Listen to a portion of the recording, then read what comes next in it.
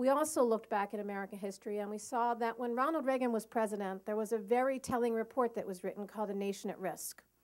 And it's kind of frightening that when you read that report, you could be reading about today, because that was a long time ago.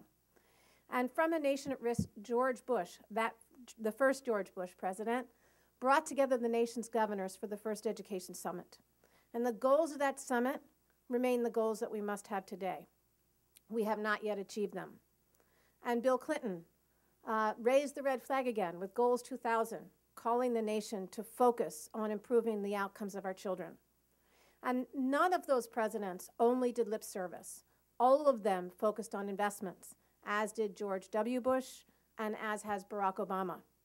But what we learned by doing this research was that China and India approach this very differently than us. They have a plan. They don't just have goals, they have a plan. And that plan started in pre-K and it goes through college. How many pre-K slots do I need? How many qualified teachers do I need? How do I get qualified teachers? How do I keep them? How many post-secondary slots will I need if I'm successful all the way up? How many STEM slots will I need? For instance, India is opening 7 more IITs, some of the world's best technology training in the world.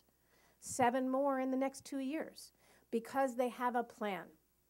And so what our report calls for is for the next president, Mitt Romney, Barack Obama, the next president, to commit to have a new presidential summit on education.